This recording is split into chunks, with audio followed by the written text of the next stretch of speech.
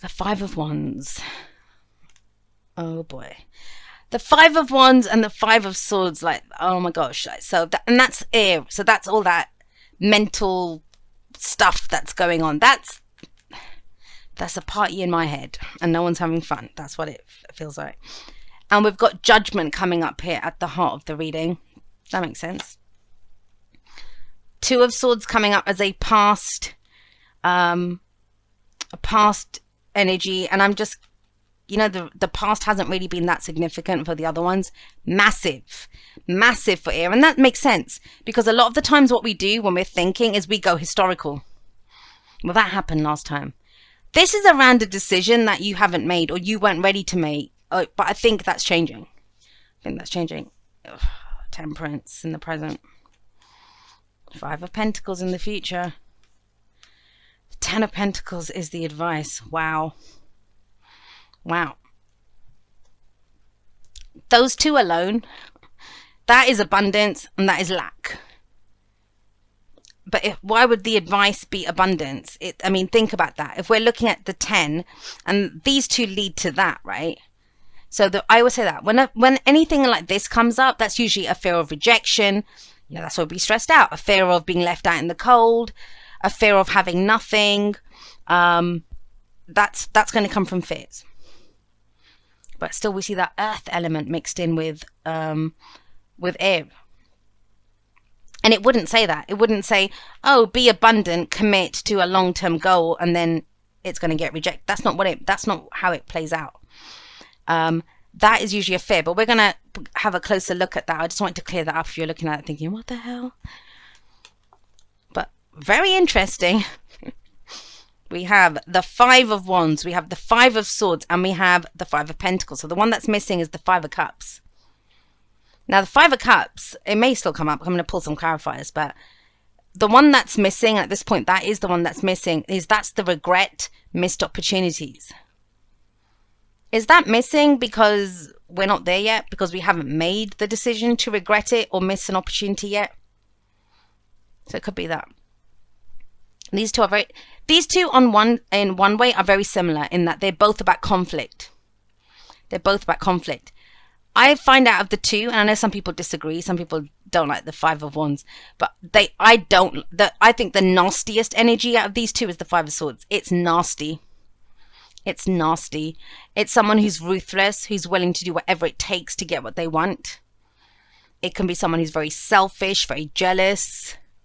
I once had this come up in it was a test reading. Someone was testing me in a reading. It was for a psychic line job. And they asked me about something, and I remember it was just a random, like, oh, tell me about business. And I was like, you got screwed over by someone, and not because they got anything out of it. Like, they didn't steal money, they didn't do whatever. They just did it because they could. And what that person told me afterwards, after they'd given me the job, was, yeah, that we employed someone to take care of our computer systems, and they basically screwed it all up and left because they could. It doesn't always have to be that base. Sometimes it can be ambition. This could be that ruthless person who's willing to take down anyone to get to where they want to be. There's an interesting combination, just going off on a side note for a moment. When you get the five, if you've got the Five of Swords with someone, I don't know, with say the devil or something, that could be someone who's willing to sleep their way to the top. Yeah, temptation, right? So, I mean, the Five of Swords can mean a lot of things. When you get two fives, though, that is intense, and that's the underlying energy. How bad do I want it, and what am I willing to do to get it? Now, the Five of Wands, it's not as bad as the Five of Swords. Why is that? Because the Five of Wands is more about facing a challenge, showing what you're made of. It's conflict, yes, but it's usually the team, like a team sport, or pitting your business against someone else, or fighting for that contract. It's not nasty. Now, it can get that nasty with the Five of Swords coming up with it. 1 second, guys. Oh boy, my throat's starting to go. I've been talking all day. It's the last one I'm doing today. Sorry about that. Okay. So with the Five of Wands and the Five of Swords, yeah, that is hectic. That is intense. I call the fives the agents of chaos, and there's chaos here. And yet it's air. And yet it's an air message, an air reading, which means all of this fun stuff is going on in our heads. Even worse than that is it's getting unleashed on each other, because that could be the Two of Swords, arguments, conflict, because we're trying to figure out where we are, what we want, what we're going to do and stuff. This is conflict, whether it's inner, and you know, a lot of times outer conflict, it is just an expression of inner conflict, right? I always say that when I hear people saying nasty stuff, I always think there's something so much worse, must be so much worse going on with you, that's all you have to give. Sometimes I've put up some really positive messages, beautiful messages that come up, and you'll see someone, they are going to point out the most, it didn't even come up, but they picked something out of that as a segue to talk about something so dark and depressing. And I don't feel bad. I mean, I just think for that person that, damn, you know, that you're in some nasty place at the moment. Your inner dialogue must be so awful that it spills out in that way, even in a very positive, when there's a very positive reading. So there could be some of that going on. And please be mindful of that this week. This is not a time for, you know, just running our mouths off to people. This may have already happened. That Two of Swords is in the past. This could be conflict. This could be a decision that needed to be made. Some of you, this is the outcome of that decision. Now you're having to deal with a lot of this worry, stress, whatever it is, inner or outer. For others of you, that decision is yet to be made. And it's crunch time. It's crunch time with this energy coming up. My recommendation to you, and it's a big, I talked about it in today's Scorpio season challenge as well, but I'll give you the example. Always see the I statement. Always see the I statement in what people are saying to you, because there is an I statement behind it. It has nothing to do with you. You're the trigger. You're the trigger, but you wouldn't be able to trigger it unless it was already there, right? You're the salt, but the wound was already there. So always see the I statement. That's how a lot of readers ask me, how do you do it? How do you handle all the kind of negative? And I was like, it's easy. I see it as their expression. It's an I statement. So the example that I gave was somebody once, and not just one person's done it, but a few people do this one. And they said something like, I was apologizing. I think it was a Capricorn reading or something. And I said, oh, I'm sorry about the length of the video. And you know, that's sorry as in when you're giving the kid the medicine. I'm sorry, kid, but you have to take it. Like, you know, I'm sorry in a sense of, if it's too long for you, I'm sorry, but I didn't really care about it. Anyway, someone left a comment saying, don't apologize. It makes you sound codependent. Don't apologize. It makes you sound codependent. Now, what's the I statement in that? What is the I statement in that? The I statement is in that when I hear you apologize, it reminds me of my experience with codependency. That's the I statement. Very different statement from what the person made, though.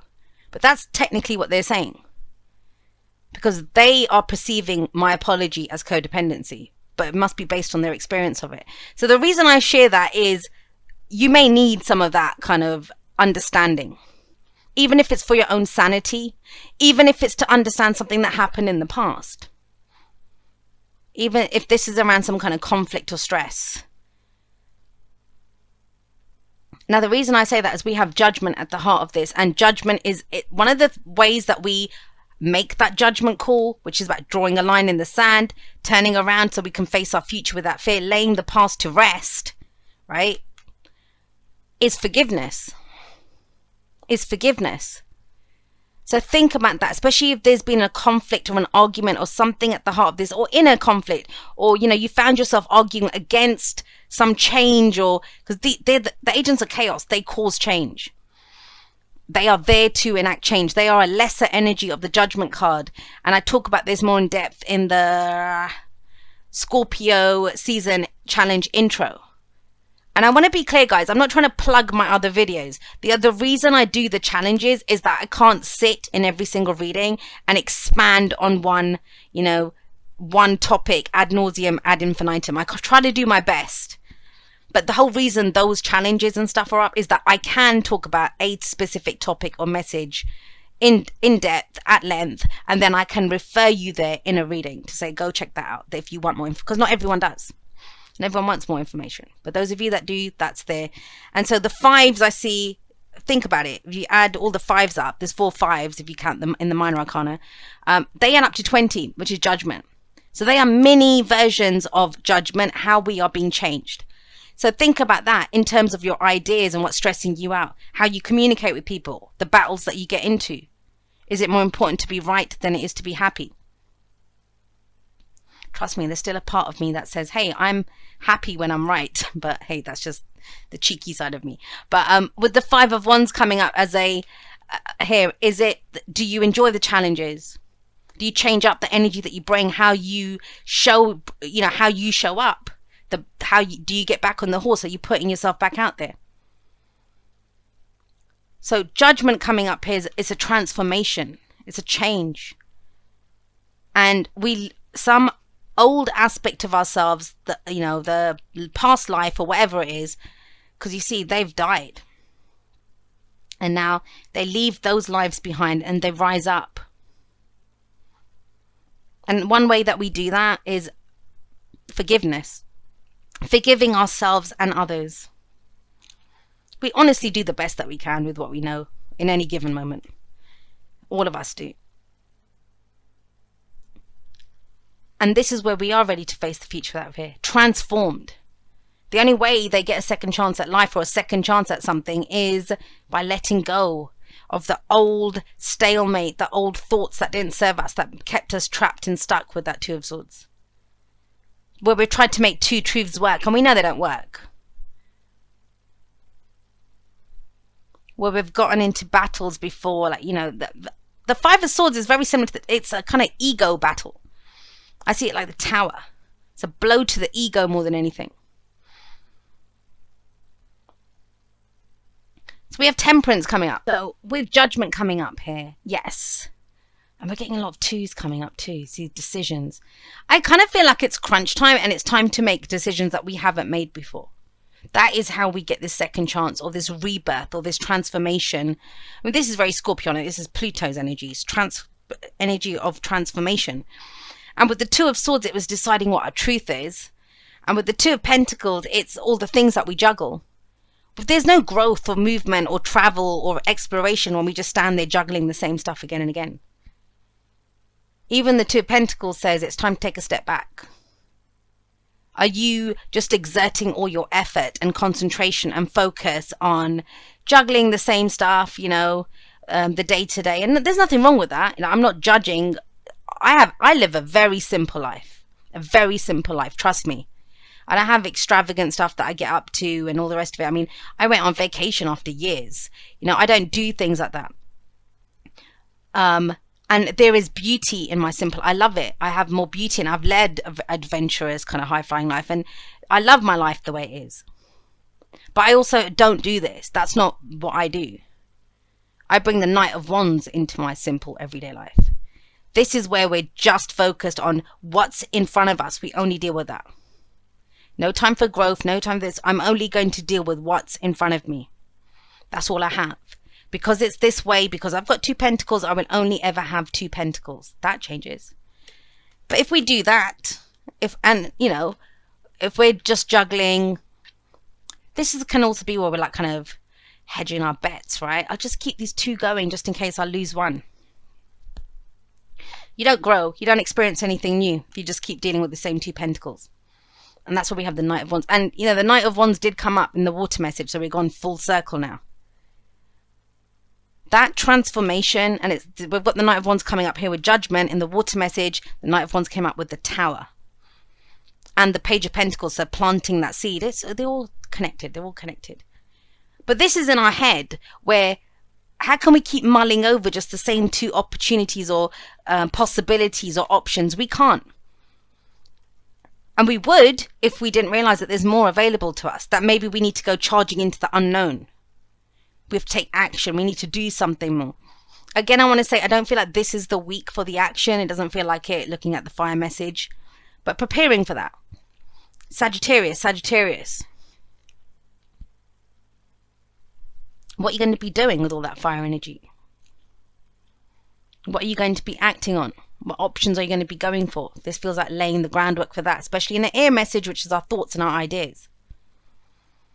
And any decisions that we make, anything that we're going forward with, the challenges that we're overcoming. First of all, if your head's been chaotic and nuts like this, that's what's needed. Temperance, moderation, balance. It's interesting. Today's Scorpio season message was around this, work and play. Do you work too hard? Do you play too hard? Is there balance? Is there an equal amount of passion and action in your life balanced out by emotion and intuition? Are you using everything to bring balance and harmony? And temperance doesn't need anything else. They're working with what they have. I mean, the Two of Pentacles can too. But the Two of Pentacles guy is not making anything new with those two. He's just keeping them in that. Look, it's an infinity symbol as well. So it's going to be doing that forever. But Temperance doesn't say that. Temperance, in this one, it's the after tarot. So you see it tipping out into the water. A bit like the star, actually. And that dove coming out of that cup. But even, in the traditional temperance, you see the liquid defying gravity and it's making the impossible possible with what you have. By bringing in some peace and harmony. Like this kind of stress in our heads, this kind of stress with other people, conflict, arguments, this is not going to help anyone. So maybe this is about smoothing over the waters or disengaging or bringing some peace and harmony, moderation into it. Do we need to fight that hard? Is it a challenge worth overcoming? Let's see. Where's Temperance there?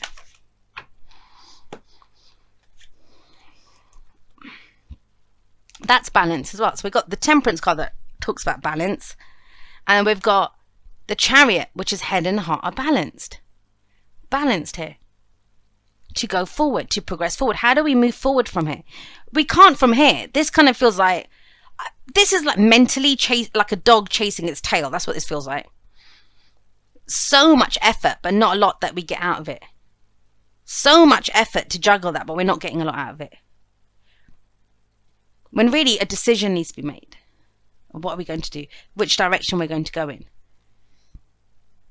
And that means we leave everything else behind with the Judgment card. But the main thing this week, and it may be hard, but it's finding that mental balance to do this. And how do we do that with the Seven of Cups? This is actually a card of rationalizing and analyzing. I've always seen it as that, even though it's cups. Because rationalizing and analyzing, it all seems very logical, mental energy, right? But the sevens ask us, is it worth it? And the Seven of Cups specifically is asking you, is it a dream worth pursuing? Is it a dream worth pursuing? But we can only consider that when we pause for a moment, when we bring some balance into this. When we stop chasing that tail, even if it is in our heads. Because to move forward, we must balance it. And so if you think it's an air message, and it's even saying there, it's time to bring in, all of this arguing and fighting or going for stuff or getting ourselves worked up to do something. Is it even worth it? First of all, that. And we might decide, no, it isn't. I want to go in a different direction with that Knight of Wands and the Chariot. But the other thing with the Seven of Cups is there might be other options available to us. Or this is recommitting then to the dream. But we do it from our heart space. That's what the Seven of Cups is. Yes, it's looking at our options. Yes, it's considering, is it a dream worth pursuing or not? But how do we figure that out? By our heart energy, by how we feel about it. That's why I said, if you only watch one of these, watch water. Excuse me. And that's how we move forward with that Chariot. We get some balance, we get some traction going, and we recommit. Because the head alone, it's out of control. But it's almost like, think about a team. Like if you think of a team, they're all just fighting each other because they're bored. Like a teacher, a teacher that's left a classroom full of kids and with nothing to do. So someone's pulling someone's pigtails, someone's beating someone up, someone's doing whatever, the rest of it. So this is almost like a timeout. Everyone just stay quiet for a moment with Temperance. And everyone realizes what they've done. But then you give them an option. I mean, obviously as a teacher, you'd pick the Seven of Cups. But, then you'd say, turn to page whatever, or everyone do this. And that's what it feels like. That inner chaos, we calm it down. By giving it something to focus on. And also, you know, this can go too far the other way. Are we kind of going crazy because it's too good to be true? It's an illusion, it's fantasy. But that's why it's so important to figure out if our heart's in this. If it really, to our heart, feels like a dream worth pursuing.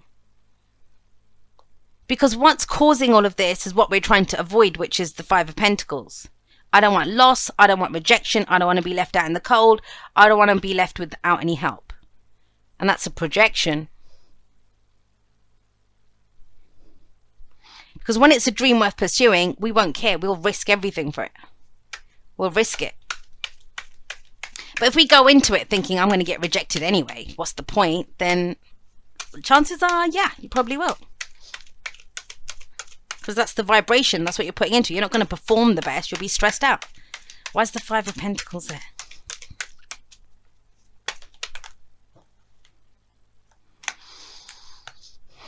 The Page of Pentacles. It's, look at that as a focus, not on the outcome, not on that I don't have anything to give, I don't want to ask for help, I don't want to do any of that. What we're asked to focus on as we go forward is then the seed that we plant. When we decided if it's a dream worth pursuing, then we plant the seed. Then we take that pentacle and say, yeah, this is the one. This is, you know, the potential for great happiness comes from this. But you can't kind of like gyp yourself out of it before you've even done it. You know, no wonder that's why you're just going round and round chasing your tail around this. Because that's always going to be a risk. That there might be rejection or that. And that's why the advice is the Ten of Pentacles. The Ten of Pentacles says, hey, that's not the point. That's not the point. If you look at that as the acorn, and this is, well, what if it doesn't grow into anything? What if, you know, I give it all the whatever, space in the garden, do whatever, give it my time and effort, and I don't get anything from it? What if the plant dies and it doesn't live? And the Ten of Pentacles reminds you, it says, hey, that's not why you commit to this. You commit to this because you are willing to put in the time and effort to grow that oak tree. Not whether the oak tree will grow or not. The potential is there for the oak tree to grow. The potential is there. That's what gets you in. How committed are you to growing the oak tree? Not to the oak tree, not to the guarantee of an oak tree, but how committed are you to growing it? And with the Five of Pentacles, that can be a struggle. That can be a struggle. That how hard it will be. Because all of this is struggle, right? That's the internal struggle is coming from the perception of that there will be outer struggle. Think about that for a moment. Swords, thoughts, beliefs, ideas. Wands are inspiration, our creative urges, the passion, the energy that we put out into the world. So that's chaos. But you'll do it, but it's like, well, what if that happens?